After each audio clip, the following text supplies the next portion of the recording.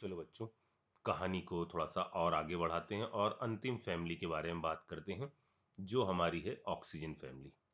ठीक है ना? तो इसके बारे में बात करते हैं और अपने पी ब्लॉक वाली चीज़ों को निपटा लेते हैं। ठीक है, ऑक्सीजन फैमिली, इनमें जो एलिमेंट हमारे आ रहे हैं वो ये हैं, चेल्कोजेंस भी बोलते हैं। शुरुआत वाले जो दो एलिमेंट हैं, इनका नेचर ये है, ये नॉन मेटेलिक हैं, हम सबको पता है नॉन मेटल है। ये आपके मेटलॉइड है। ठीक है, ये आपका रेडियो एक्टिव मेटल है और इसकी हाफ लाइफ जो होती है वो आपका 13.8 दिन होती है, काफी कम हाफ लाइफ है। ठीक है, अब सबसे पहले हम यहां बात करते हैं इनकी जनरल प्रॉपर्टीज के बारे में। तो मेल्टिंग पॉइंट और बॉइलिंग पॉइंट देख लेते हैं। तो मेल्टिंग पॉइंट और बॉइलिंग पॉइंट में ये है कि O एग्जिस्ट करता है आपका किस फॉर्म में? O2 की फॉर्म में। O एग्जिस्ट करता है O2 की फॉर्म में, S S8 की फॉर्म में, Se भी Se8 की फॉर्म में, और T जो है ये पॉलीमेरिक फॉर्म में एग्जिस्ट करता है। हम बात नहीं करेंगे रेडियो एक्टिव सब्सटेंस के बारे में, पॉलीमेरिक फॉर्म में एग्जिस्ट करता है। इसमें कई सारे मॉलिक्यूल कंबाइन रहते हैं, मास भी ज़्यादा है, तो इसका मेल्टिंग पॉइंट कैसा होगा? ज़्यादा। इसका मास ज़्यादा है, 8 यूनिटें कंबाइन है। इसका मास कम है और 2 यूनिटें कंबाइंड है, तो मेल्टिंग पॉइंट बॉइलिंग पॉइंट का ये ऑर्डर रहता है। ठीक है, दूसरी बात, यदि मैं बॉन्ड डिसोसिएशन एनर्जी के बारे में बात करूं, तो हम लोग ने ये चीज पहले देखी थी कि यदि ऑक्सीजन ऑक्सीजन सिंगल बॉन्ड ले लें, सल्फर सल्फर सिंगल बॉन्ड ले लें, तो ये आपका जंप करके यहां चला आता था, याद है? यानी सल्फर सल्फर सिंगल बॉन्ड की बॉन्ड डिसोसिएशन एनर्जी ज्यादा है ऑक्सीजन ऑक्सीजन सिंगल बॉन्ड की तुलना में। इसीलिए ऑक्सीजन आपका सिंगल बॉन्ड ऐसे नहीं बनाता, वो एग्जिस्ट करता है किस फॉर्म में? ओ डबल बॉन्ड ओ की फॉर्म में। और सल्फर जो है वो सिंगल बॉन्ड की बॉन्ड डिसोसिएशन एनर्जी ज्यादा होती है, इसलिए ये आपका एग्जिस्ट करता है सिंगल बॉन्ड की S8 यूनिट की फॉर्म में। ठीक है, यहां नंबर ऑफ एटम ज्यादा है, ये आपका सॉलिड फॉर्म में रहता है, और ये आपका रहता है कौन सी फॉर्म में? गैस फॉर्म में। ये अगली बात हो गई। ठीक है, इसके बाद आगे बढ़ते हैं। तीसरी जो बात यहां पर है वो है इलेक्ट्रॉन एफिनिटी के बारे में। इसके बारे में भी हम लोग ने पहले बात कर ली है कि इलेक्ट्रॉन एफिनिटी के लिए क्या चीजें चलती। तो इलेक्ट्रॉन एफिनिटी के लिए हम लोग ने इस टाइप का ग्राफ देखा था इस ग्रुप के लिए कि आपका नीचे है ऑक्सीजन, फिर सल्फर है, फिर ये बाकी जो है ना ऊपर ही खत्म हो जाते हैं। ठीक है ना, इस टाइप से। अच्छा, इसके बाद हम बात करते हैं इसके अंदर होने वाली जो कॉमन रिएक्शन है उनके बारे में। Reaction with hydrogen. ठीक है, हाइड्रोजन के साथ जब रिएक्शन होती है तो वो इस टाइप के कंपाउंड ये बनाते हैं, H2E टाइप के। यानी ये आपका बनाएगा H2O, H2S, H2Se, H2T। ठीक है, अब इसके अंदर अगर मैं बात करूं आपसे बॉइलिंग पॉइंट और मेल्टिंग पॉइंट, इनका ऑर्डर पूछा जा सकता है, या इसके अंदर पूछा जा सकता है कि एसिडिक नेचर का ऑर्डर क्या होगा, या इसके अंदर रिड्यूसिंग नेचर पूछा जा सकता है,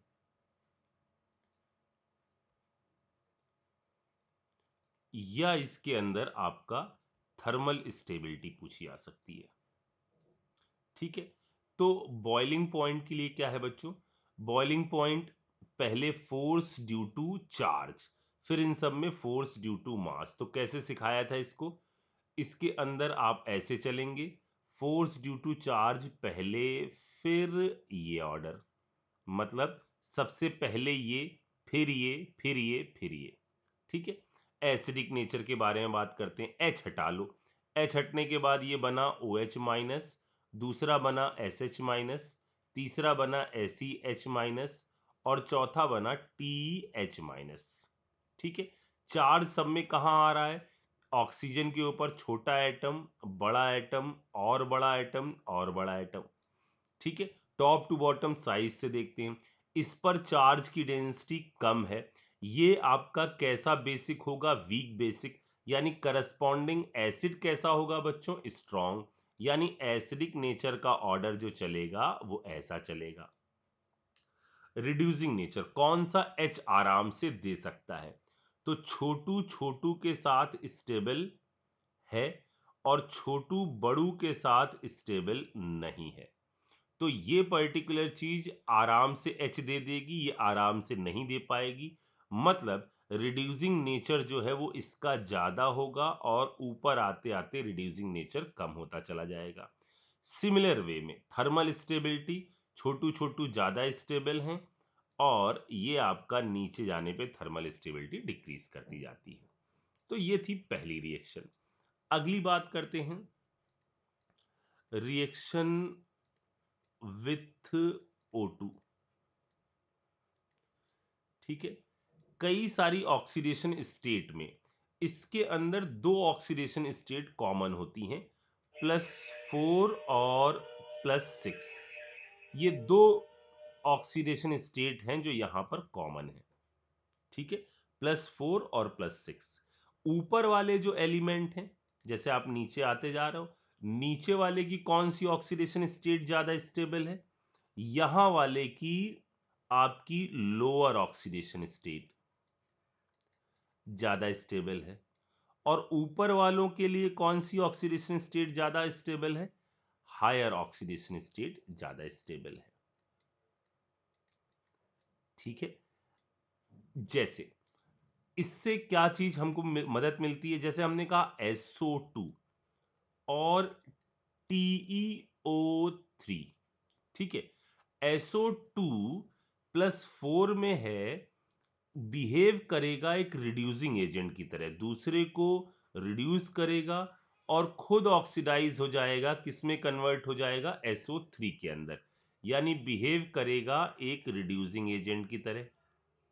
ये वाला जो है ये आपका +6 से +4 में आएगा क्योंकि हायर ज्यादा स्टेबल नहीं है, खुद रिड्यूस होगा, दूसरे वाले को ऑक्सीडाइज करेगा यानी बिहेव करेगा एक ऑक्सीडाइजिंग एजेंट की तरह और खुद आ सकता है किसके अंदर? TeO2 के अंदर। ये बात भी समझ में आ गई। ठीक है, तो इसके अंदर ये बात है कि इसके अंदर इस टाइप के कंपाउंड मिलते हैं, EO2 के और EO3 टाइप के कंपाउंड मिलते हैं जब ऑक्सीजन से रिएक्शन होती है। ठीक है, अच्छा, अब मैं बात करता हूं इसके बाद इसकी तीसरी रिएक्शन की। यहीं पे लिख देता है रिएक्शन विथ हेलोजन। ठीक है, देखो बच्चों, इसके अंदर परमिसिबल ऑक्सीडेशन स्टेट या वैलेंसी जो थी, जैसे हमने हेलोजन में बताई थी, तो यहां पर क्या होता है कॉन्फ़िगरेशन NH2 और NP4 टाइप का। ठीक है, तो ये दो इलेक्ट्रॉन 1 2 3 4, तो या तो 2 या 4 या 6 इस टाइप की चीजें बना सकती है। हेलोजन के साथ रिएक्शन होने में ये बना सकता है EX2 टाइप का कंपाउंड या EX4 टाइप का कंपाउंड या EX6 टाइप का कंपाउंड। ठीक है, 6 में एक बात याद रखिएगा, due to crowding only fluoride only F can exist. मतलब यदि आप बात करो हेक्सा हैलाइड के बारे में, तो ऐसे केस में सिर्फ फ्लोरीन वाला जो है वो एग्जिस्ट करता है, क्लोरीन ब्रोमीन एग्जिस्ट नहीं करते। यानी SF6 तो एग्जिस्ट करता है, लेकिन SF6 की तरह SBr6 और SCl6 ये आपका एग्जिस्ट नहीं करते हैं। ठीक है, ये एग्जिस्ट करता है। इसके अंदर एक छोटी सी बात मैं आपको और बताऊं कि जो भी हैं वो डाई हैलाइड बनाते हैं, इसमें जो भी कंपाउंड हैं वो डाई हैलाइड टाइप की चीज बनाते हैं। ऑल एलिमेंट, इस ग्रुप के अंदर all element can form dihalide except selenium. मतलब जैसे सल्फर है ना, तो ये आपका S2Cl2 S2F2 S2Br2 ऐसे ही सारे कंपाउंड एग्जिस्ट करेंगे। लेकिन यदि आपने ऐसी ले लिया ना और ये बनाने की कोशिश करी S2Cl2, तो ये बनेगा नहीं क्योंकि अनस्टेबल होता है और डिस्प्रपोर्शनेट कर जाएगा SeCl4 में और Fe में। तो ये एक चीज है जिस पर अभी तक एग्जामिनर्स की नजर नहीं पड़ी है, तो इसको जरा सा आप ध्यान रखिएगा। ठीक है, तो ये इसके अंदर जनरल प्रॉपर्टी के बारे में हमने बात कर ली। अब मैं आगे बढ़ता हूं और बात करते हैं प्रिपरेशन के बारे में, और उसमें है हमारा सबसे पहले फॉर्मेशन ऑफ O2 का, चलो ये रहा फॉर्मेशन ऑफ O2। ठीक है, इसमें सबसे पहली बात करते हैं, सबसे पहला है लैब प्रोसेस। तो लैब में O2 बनाने का तरीका होता है पोटेशियम क्लोरेट के द्वारा, KClO3। ऐसे एलिमेंट जिसके पास एक्सेस ऑफ O2 है, हमेशा ही हीट करने पर ऑक्सीजन गैस निकाल सकते हैं। यह प्रोसेस होती है एक कैटलिस्ट के प्रेजेंस में, पायरोलुसाइड MnO2। टेम्परेचर 420 केल्विन, हीट करने पर बनता है KCl और ऑक्सीजन गैस। ठीक है, ये आपका यहां पर कैटलिस्ट यूज होता है MnO2। अगर ये यूज ना किया जाए और आप इसको बिना कैटलिस्ट के यूज करें तो ये 720 केल्विन पर डिकम्पोज होगा, लेकिन कोई भी ऑक्सीजन गैस इसमें इवॉल्व नहीं होगी। ठीक है, एक बात। अगली बात, जैसे हमने कहा ना यहां पर खूब ढेर सारी ऑक्सीजन है तो हीट करने पर O2 मिलती है, ऐसे ही दो नामी गिरामी रिएजेंट हैं जिसमें है KMnO4 और K2Cr2O7। इनकी हीटिंग से भी ऑक्सीजन निकलती है। इनकी हीटिंग देख लीजिए, दोनों की हीटिंग सेम टाइप से होती है। पहले वाले में हीटिंग से बनता है, KMnO4 की हीटिंग से बनता है K2MnO4, पहले की हीटिंग से बनता है K2MnO4 plus MnO2 plus O2। Similarly यहां बनता है K2CrO4 plus Cr2O3 plus O2, बिल्कुल सेम तरीके की। ये आपका ब्लैक, ये पायरोलुसाइड, ये आपका ग्रीन। ठीक है, इसी तरह से यदि हम ले लें PbO2, तो देखो बच्चों लेड आपका सबसे नीचे आ रहा है। ठीक है, इसकी जो स्टेबल ऑक्सीडेशन स्टेट है इनर्ट पेयर के कारण वो +2 है। तो इसको जब आप हीट करोगे तो ये अपनी स्टेबल फॉर्म में चला जाता है, आसानी से हल्का सा गर्म करने पर बनाता है PbO plus half of O2। ठीक है, ऐसा ही एक कंपाउंड है जो कहलाता है Pb3O4। Pb3O4 का जो फॉर्मूला है वो ऐसे लिखते हैं हम, PbO.PbO2, इसकी 2 यूनिट। ठीक है, तो इसको भी यदि आप हल्का सा गर्म करोगे तो ये आपका इस फॉर्म पर तो कोई फर्क नहीं पड़ेगा, ये तो ट्वाइस ऑफ PbO बना देगा। ये भी टूटकर ऊपर वाले की तरह बना देगा PbO plus half of O2। यानी ओवरऑल चीजें जो यहां से बाहर निकलेंगी वो बनेंगी 3PbO plus half of O2। ठीक है, तो इनकी हीटिंग से भी आपको ऑक्सीजन मिल जाती है। ऐसे ही मैंने मेटल लिखवाई थी कुछ, जो मैंने कहा था इलिंगम डायग्राम में ऊपर आ जाती हैं, जैसे लेड का ऑक्साइड है, हल्का सा हीट कर दो, इसका ऑक्साइड कैसा होता है, अनस्टेबल होता है, तुरंत लेड कह रहे हैं, सिल्वर का ऑक्साइड, ये आपका तुरंत कौन सी गैस निकाल देगा, ऑक्सीजन। जो भी इलिंगम डायग्राम के ऊपर आते हैं, मैंने मेटल के बारे में बोला था आपको, याद है? कौन कौन सी मेटल बोली थी? चापा बोली थी ना, चापा बोली थी, हापा बोली थी, हापा मेटल, हापा मेटल, हापा मेटल थी ना। वो आपका जो इलिंगम डायग्राम पर जिनके ऑक्साइड जो होते हैं वो अनस्टेबल होते हैं, बहुत जल्दी रूम टेम्परेचर से ऊपर निकल जाते हैं, मैंने आपको कहा था, इलिंगम डायग्राम आगे देखेंगे हम लोग, तो उनकी भी हीटिंग से क्या चीज होती है, ऑक्सीजन गैस बाहर निकल जाती है। ठीक, अच्छा, यहां मैं अब नोट करके एक पॉइंट लिखता हूं, और वो पॉइंट ये है कि लार्ज स्केल पर जो ऑक्सीजन का प्रोडक्शन है, लार्ज स्केल पर जो O2 प्रोड्यूस करी जाती है, वो प्रोड्यूस करी जाती है by electrolysis of H2O2, electrolysis of H2O2 नहीं, H2O, ये बताया था ना। H2O को यदि आप एसिडिफाइड कर दो और इलेक्ट्रोलिसिस कराओ तो OH माइनस जाएगा, OH माइनस जब न्यूट्रलाइज होता है तो ऑक्सीजन गैस निकलती। तो लार्ज स्केल पर जो प्रोडक्शन होता है वो इस तरह से किया जाता है, इलेक्ट्रोलिसिस ऑफ वाटर के थ्रू। ठीक है, अगली बात, सेकेंड पॉइंट, ऑक्सीजन जो है ना, वो तकरीबन में बच्चों हर मेटल से रिएक्ट कर जाती है, हर नॉन मेटल से रिएक्ट कर जाती है।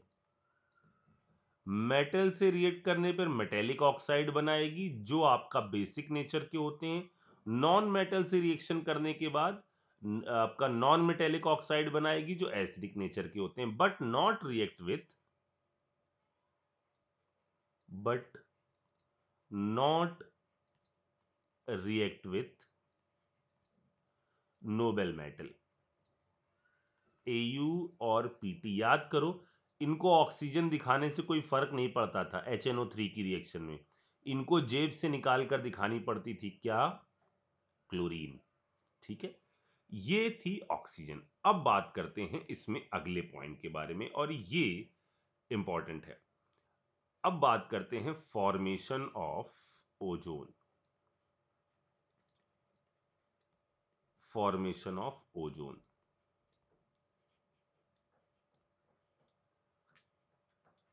जो भी O है, O2 है, ओजोन है, ये सब क्या है, एलोट्रोपिक फॉर्म ऑफ ऑक्सीजन है।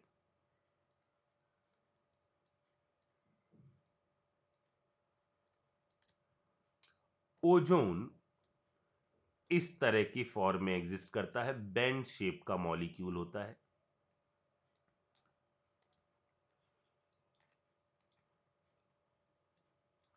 दो RS मौजूद होते हैं। अगर मैं इसके अंदर बॉन्ड ऑर्डर निकालना चाहूं तो number of bond upon total number of RS के हिसाब से इसके अंदर बॉन्ड ऑर्डर जो आ जाता है वो 3/2 आ जाता है, यानी बॉन्ड जो है वो 1.5 बॉन्ड है इसके बीच में। ठीक है, तो बेंड मॉलिक्यूल है, बॉन्ड ऑर्डर इतना है। ठीक है, इसका फॉर्मेशन, ऑक्सीजन का फॉर्मेशन जो है वो अपर एटमॉस्फेयर में ऐसे होता है कि जब आपका ऑक्सीजन को हाई एनर्जी रेडिएशंस मिलते हैं तो आपका वो कन्वर्ट होता है, एक सेकेंड, हाई एनर्जी रेडिएशन मिलते हैं तो वो आपका कन्वर्ट होता है ओजोन के अंदर, मतलब अल्ट्रा वॉयलेट लाइट की प्रेजेंस में। अल्ट्रा वॉयलेट जो होता है उसका रीजन वॉयलेट से पहले आता है, यानी लैम्डा कम, यानी एनर्जी जो है वो इसके अंदर जो यूज हो रही है वो ज्यादा। ठीक है, तो हाई एनर्जी रेडिएशन की प्रेजेंस में ऑक्सीजन ओजोन में कन्वर्ट होता है। ठीक है, इस प्रोसेस का यदि मैं डेल्टा एच आपसे पूछूं तो इसको एनर्जी दी गई, प्लस क्यू दिया गया तो यहां पहुंचा, इधर प्लस क्यू तो इधर माइनस, यानी इसका डेल्टा एच कैसा होगा, पॉजिटिव। ये बात समझ में आई? इसके फॉर्मेशन का, ओजोन के फॉर्मेशन का डेल्टा एच कैसा होगा, पॉजिटिव। ध्यान से सुनते चलिए, इंपॉर्टेंट पॉइंट चल रहे हैं पूरे। और दूसरा, इस रिएक्शन का डेल्टा एस पर यदि मैं कमेंट करवाना चाहूं आपसे, तो इधर तीन, ये मैं क्या लिख दिया मैंने, इधर आपका 2 होगा ना,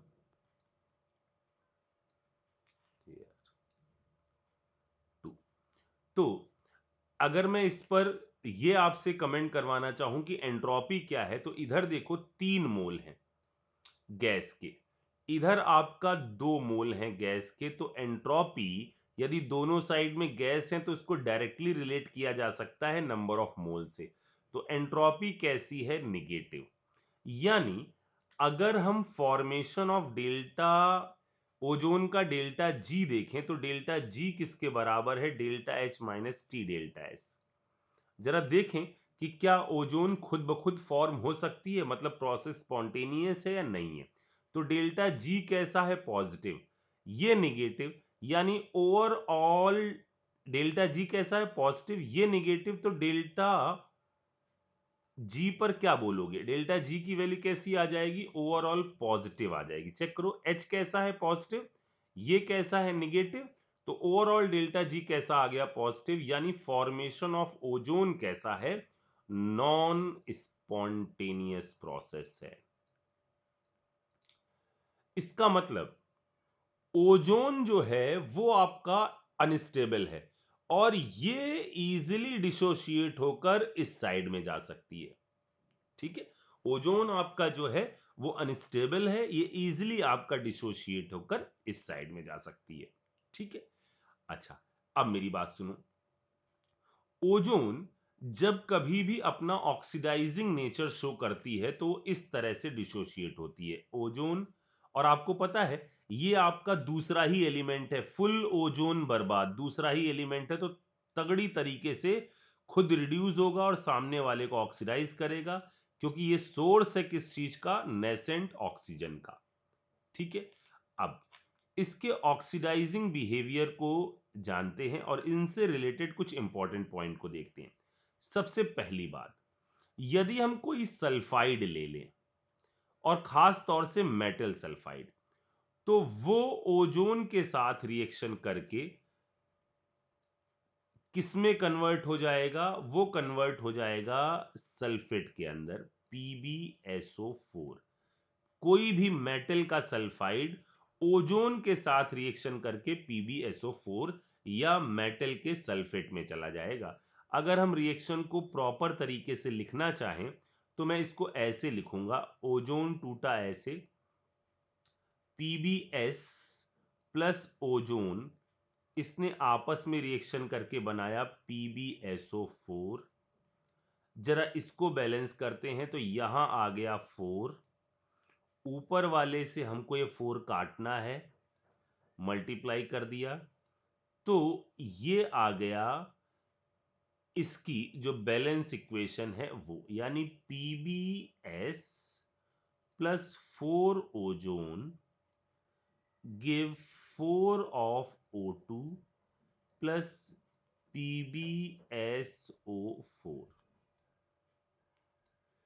4 और 4 8, और इधर हो गए कितने?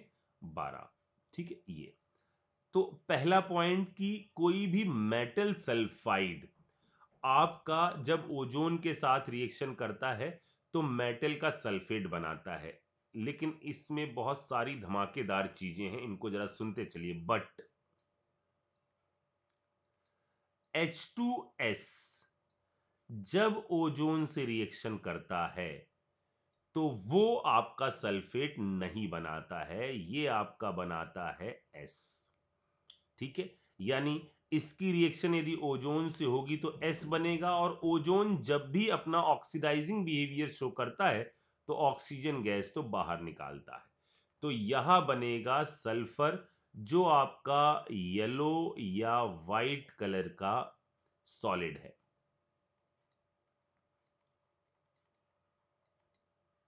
समझ में आई मेरी बात? सारे मेटल सल्फाइड सल्फेट बनाते हैं, बट H2S सल्फर बनाता है, पहली बात।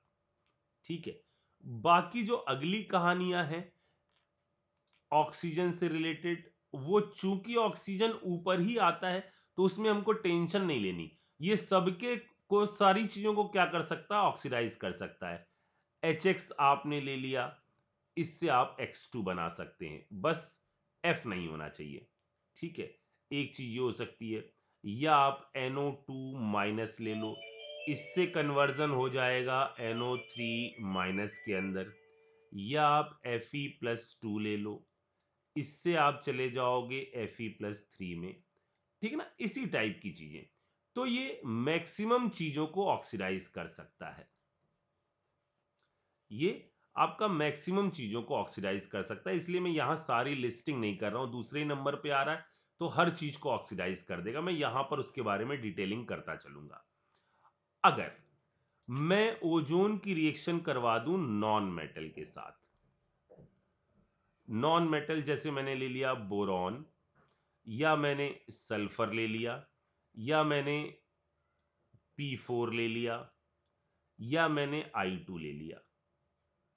ठीक है, तो ये सब भी ओजोन के साथ रिएक्शन करेंगे और क्या चीज बनेगा, करस्पॉन्डिंग एसिड बनेगा।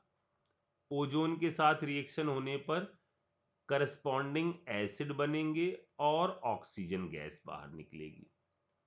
कैसे, जरा देखो, जैसे मान लो एक मैं बताता हूं, जैसे मैंने कहा सल्फर ले लो S8, ठीक है, इसकी रिएक्शन करवाते हैं।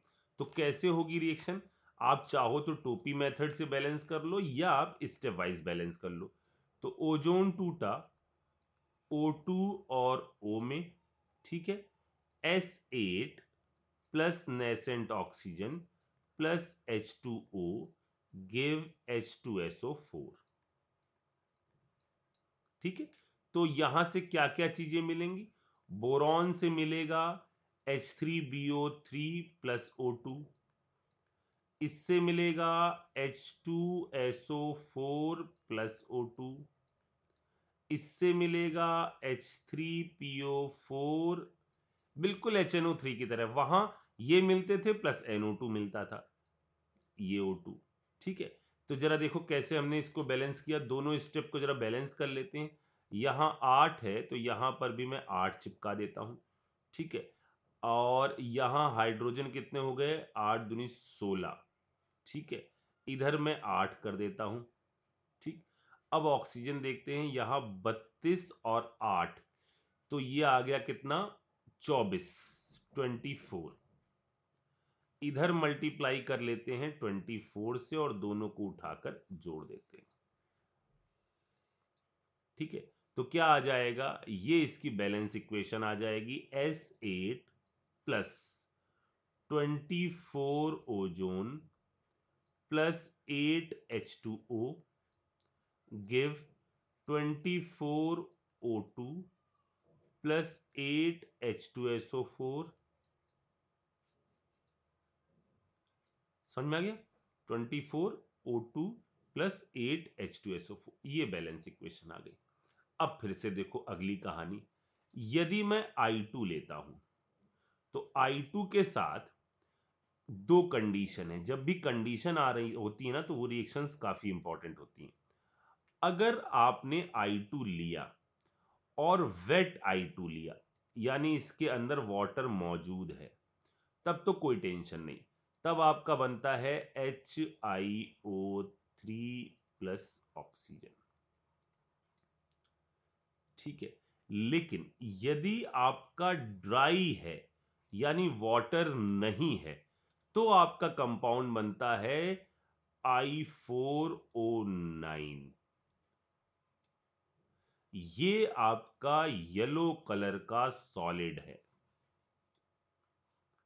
ये आपका येलो कलर का सॉलिड है और एग्जिस्ट करता है इस फॉर्म में, I+3 और IO3 माइनस का होल थ्राइस, इस फॉर्म में।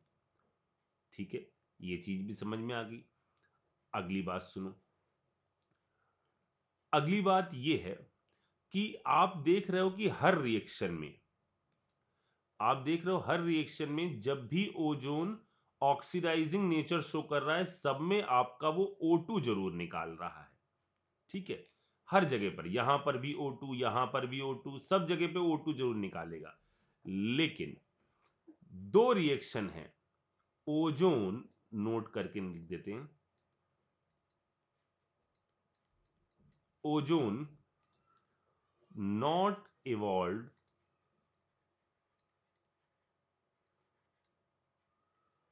Oxygen in these cases.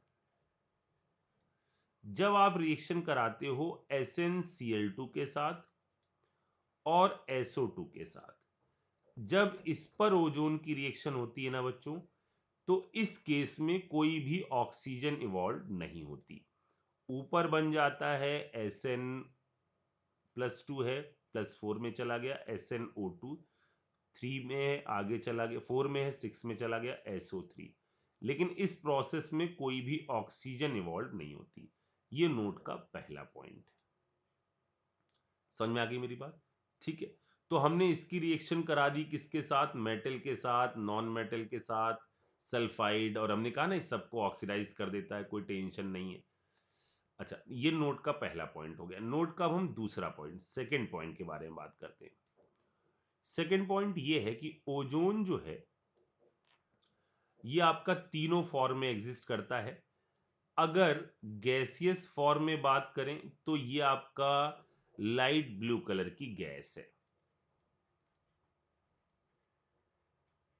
ठीक है। लिक्विड में ये आपका डीप ब्लू कलर का लिक्विड है, और सॉलिड में ये वॉयलेट कलर का सॉलिड है।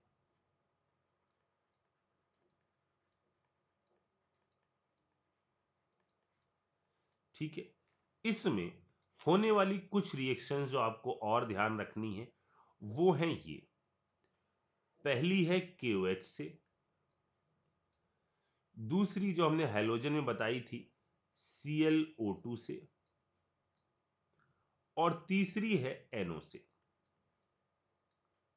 ठीक है, यहां तो सब में ऑक्सीजन निकलेगी निकलेगी।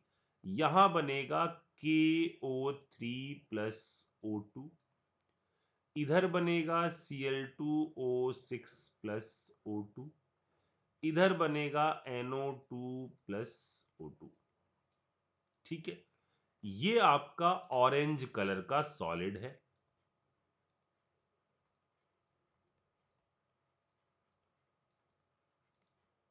Cl2O6 ये जो है आपका येलो कलर का कंपाउंड है, ये आपका रेड ब्राउन कलर का है। इसको मैं क्या लिखूं, चलो रेड ब्राउन। ठीक है, नोट का तीसरा पॉइंट, नोट के इसमें 4 पॉइंट है, नोट का तीसरा पॉइंट है ये। तीसरा पॉइंट है about estimation of ozone. Estimation of ozone कि किसी सैंपल के अंदर ओजोन कितना प्रेजेंट है, इसका पता कैसे चलता है। तो इसके अंदर हम करते क्या है, इसके अंदर हम ओजोन की रिएक्शन कराते हैं KI के साथ,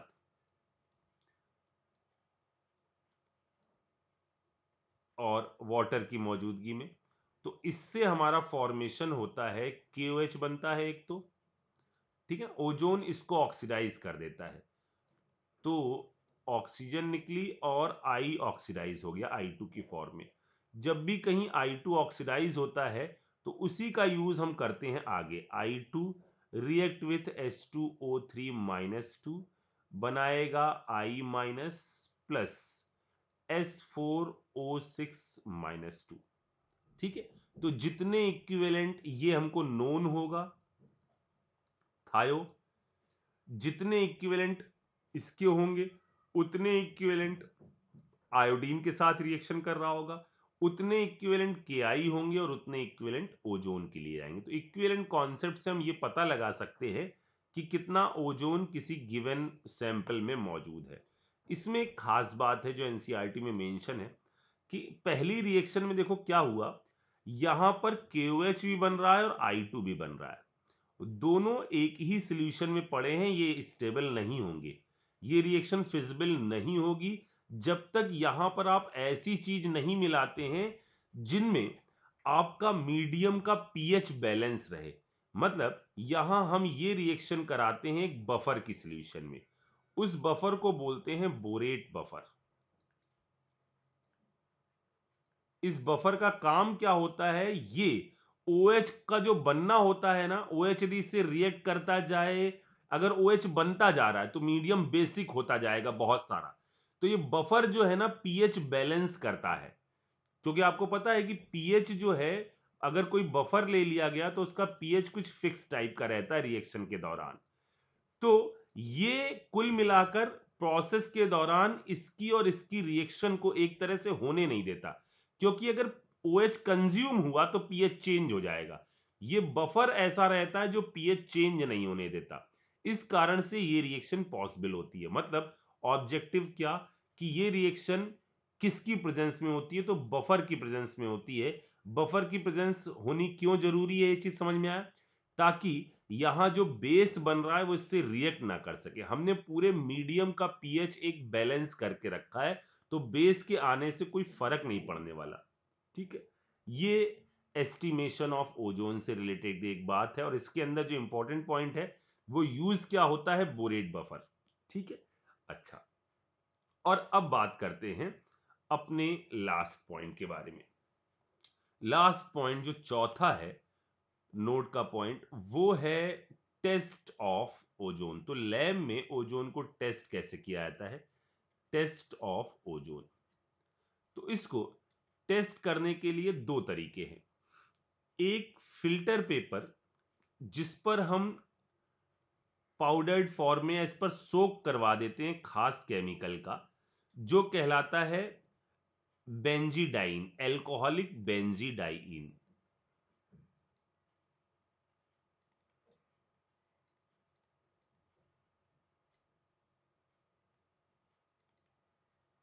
ठीक है, ओजोन जब इसके साथ रिएक्शन करता है, सॉरी बच्चों, ओजोन जब इसके साथ रिएक्शन करती है ओजोन गैस, तो जैसे मान लो यहां टेस्ट ट्यूब ले ली गई और इस टेस्ट ट्यूब से ओजोन गैस बाहर निकल रही है। तो जब ओजोन गैस इस खास फिल्टर पेपर से टकराती है ना, तो ब्राउन कलर की फ्यूम प्रोड्यूस करती है। ठीक है ना, ये ब्राउन कलर की फ्यूम्स प्रोड्यूस करती है। ये नहीं आपको मतलब है सर ये फ्यूम किस चीज से होती है, ये टेस्ट ट्यूब कितने रुपए की खरीदी है। ठीक है ना, बस एल्कोहलिक बेंजीडाइन और ये ब्राउन कलर की फ्यूम प्रोड्यूस करती है। तो पहला पॉइंट। दूसरा पॉइंट जो है ये इतना इंपॉर्टेंट नहीं है, ये इंपॉर्टेंट है। इसको हम बोलते हैं telling of mercury, telling of mercury. देखो Hg क्या होता है, आपको ये पता है, Hg आपका टेस्ट ट्यूब की वॉल पर स्टिक नहीं होता। Hg जो है वो आपका टेस्ट ट्यूब की वॉल पर स्टिक नहीं होता। लेकिन यदि आप इस Hg की रिएक्शन करवा दें ओजोन के साथ, तो इसका बन जाता है करस्पॉन्डिंग ऑक्साइड। और अब ये आपका ऑक्साइड बनने के कारण, नॉर्मल मेटल होती ना तो स्टिक ना करती, ये ऑक्साइड बनने के कारण अब ये टेस्ट ट्यूब की वॉल पर चिपकने लग जाता है। तो इसी को कहते हैं कि इस मरकरी की क्या हो गई है, पूंछ निकल आई है। ठीक है, इसी को कहते हैं क्या, टेलिंग ऑफ मरकरी। ओजोन आपका यूज होता है जर्मीसाइड की तरह, डिसइंफेक्टेंट है,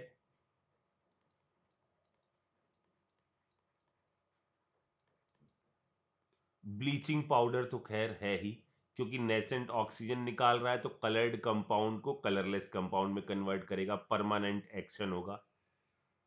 ब्लीचिंग एजेंट तो है ही। ठीक है, तो इस तरह से अपना ये ऑक्सीजन से रिलेटेड चीजें खत्म हुई। अभी इसके अंदर किंग ऑफ केमिकल और इन चीजों को देखना है, पहले जल्दी से इसको निपटाओ बच्चों।